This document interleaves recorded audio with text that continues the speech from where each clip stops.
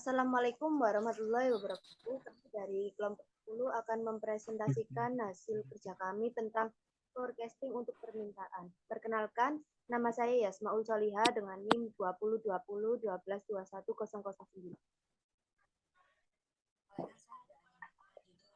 Perkenalkan, nama saya Rafli Kurniawan dengan NIM 202012211061. Perkenalkan, nama saya Naisha Dwivana Putri dengan NIM 202012221045. Share screen, Mbak.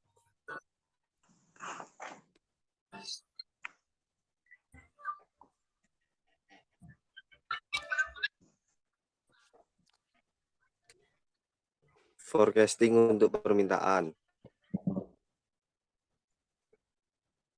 Forecasting permintaan. Peramalan untuk permintaan produk adalah dasar untuk keputusan perencanaan yang paling penting. Menurut Russell dan Taylor 2011, peramalan permintaan produk menentukan seberapa harus dibuat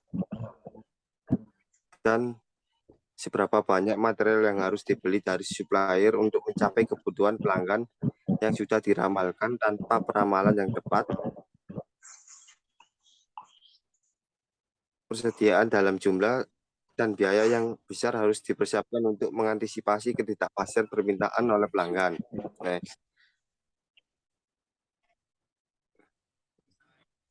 Teknik untuk memperkirakan kondisi demand. 1. Teknik kualitatif. Teknik kualitatif tidak menggunakan model yang pasti yang dapat membedakan antara pendekatan bahwa teknik ini sifatnya subjektif. Teknik ini biasanya berdasarkan gabungan data, saran, dan informasi yang beredar di masyarakat. 2.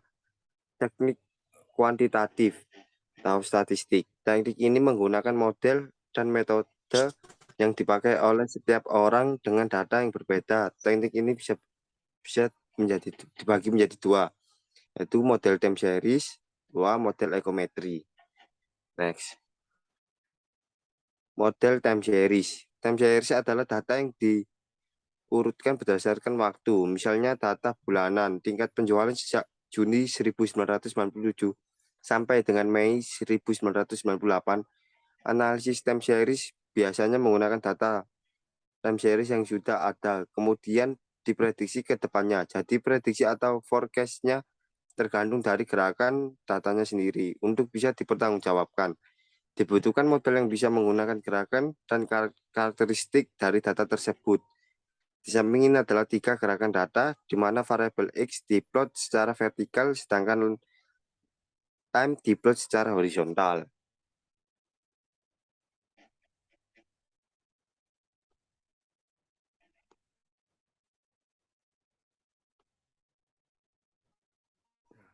Selanjutnya akan dilanjutkan oleh Mbak Naisha. Baik, saya akan presentasi dari Rafli.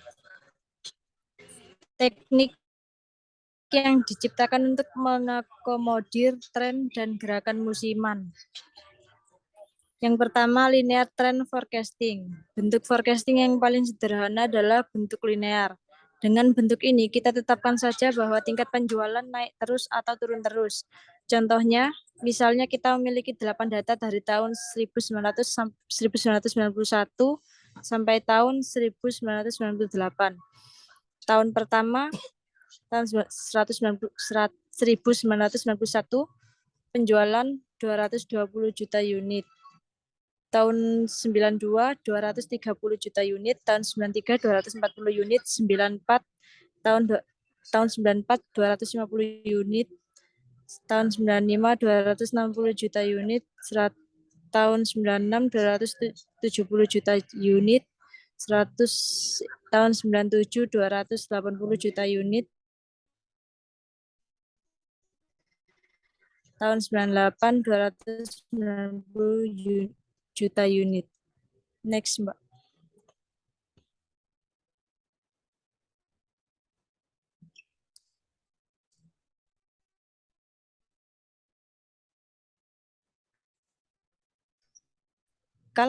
Variasi musiman dalam time series bulanan atau kuartalan seringkali berfluktuasi secara reguler. Bila fluktuasi ini tidak diakomodir, maka hasil analisisnya akan biasa. Misal data bulanan tingkat penjualan. Data ini biasanya bervariasi secara sistematis. Sebagai contoh adalah data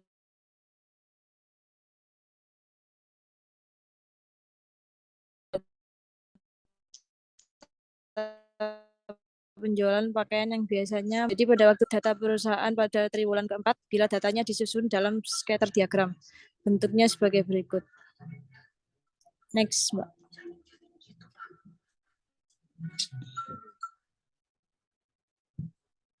Model ekonometri forecast dengan menggunakan ekonometri berbeda dengan teknik kualitatif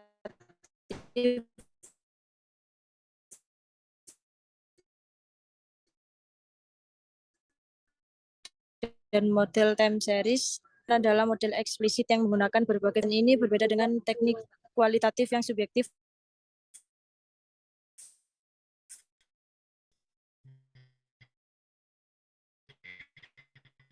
dan model time series, di mana sales menggunakan variabel yang real, maka modelnya lebih masuk akal. Variabel terhadap forecast sales bisa diperkirakan.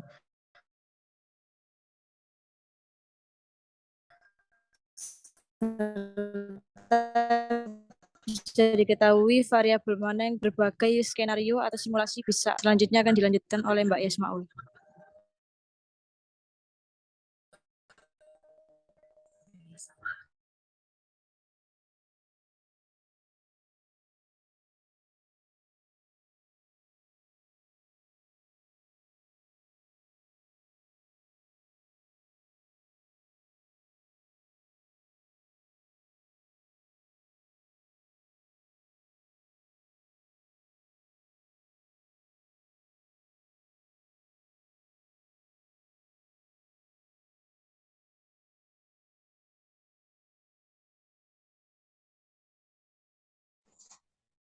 Baik, saya akan melanjutkan dari Mbak Nesya.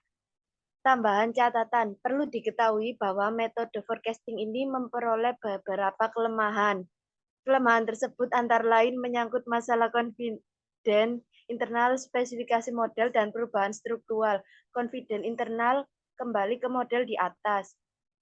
Q sama dengan A ditambah BT. Supaya bisa mendapatkan fungsinya, kita harus mengestimasi A dan B. Seperti diketahui, nilai A dan B itu tidak 100% pasti. Tingkat ketidakpastian nilai A dan B ditunjukkan oleh standar error. Grafik ini bahwa menunjukkan keadaan di mana sales terjadi antara periode T1 sampai Tn. Garis regrensi akan selalu melalui rata-rata distribusi data, yaitu koordinat QR dan TR. Slide selanjutnya.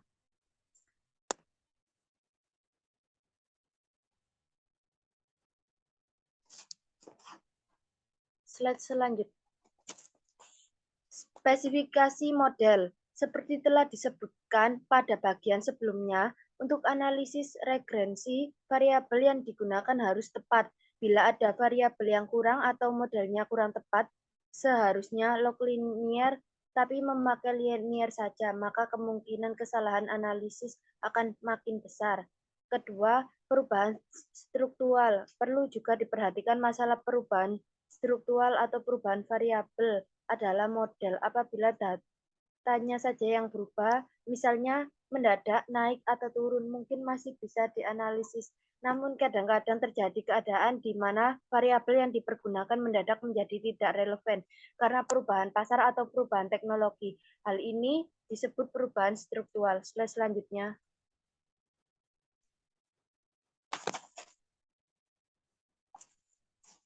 Kesimpulan dari presentasi kami, peramalan atau forecasting merupakan bagian terpenting bagi setiap perusahaan ataupun organisasi bisnis dalam setiap pengambilan keputusan manajemen.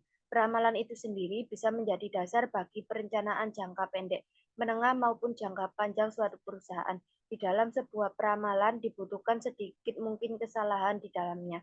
Agar dapat meminimalisir tingkat kesalahan tersebut, maka akan lebih baik jika peramalan tersebut dilakukan dalam satuan angka atau kuantitatif. Selanjutnya. Sekian presentasi dari kami. Apabila ada kekurangan mohon dimaafkan. Wassalamualaikum warahmatullahi wabarakatuh.